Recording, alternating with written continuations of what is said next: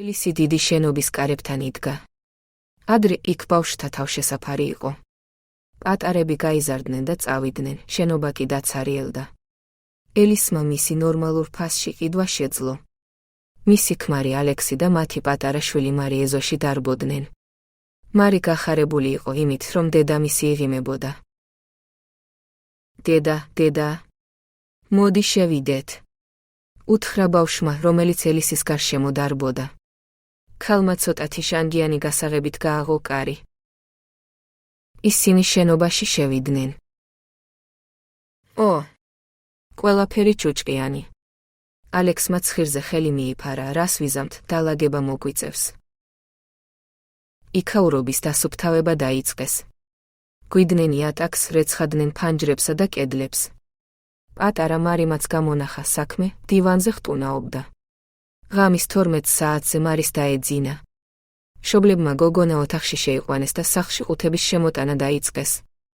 მალე ნაბიჯების ხმა გაიგეს. ხმა მეორე სართულიდან ისმოდა. მარის გაეღვიძა. იკითხა ალექსმა. არაფერია, მე ვნახავ. თქვა ელისმა და ყუთების შემოტანას თავი დაანება.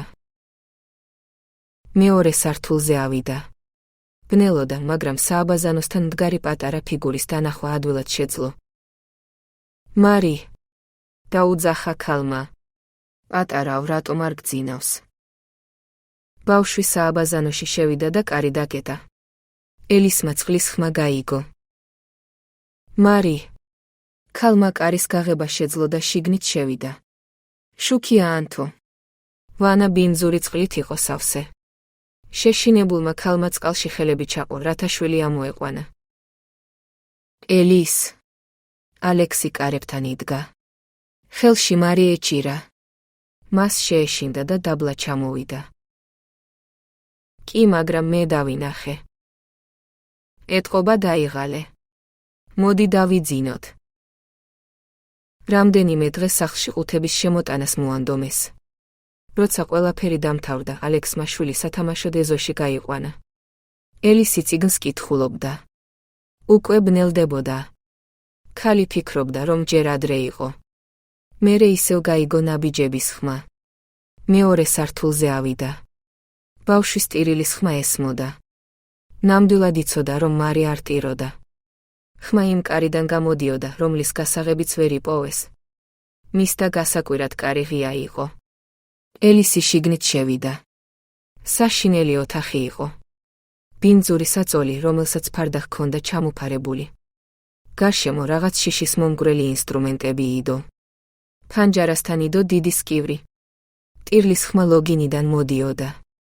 შეშინებულმა ქალმა ფარდა გასწია და პატარა ბიჭი დაინახა. მას თვალებზე ხელები ჰქონდა აფარებული. რა გჭირს?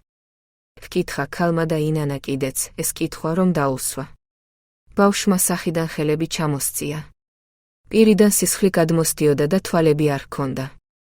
მან ხელი სკივრისკენ გაიშვირა. ქალმა იქით გაიხედა და ისევ ბავშვისკენ, რომ მიიხედა, ბიჭი იქ აღარ იყო. ცოლ-ქმარმა პოლიცია გამოიძახეს. აღმოჩნდა, რომ ბავშვთა სახლში ერთი გადარეული საწყალ პატარებზე ცდებს ატარებდა. სამწუხაროდ რამდენიმე ბავშვი მოკვდა. მათი ძვლები სკივში იპოვეს.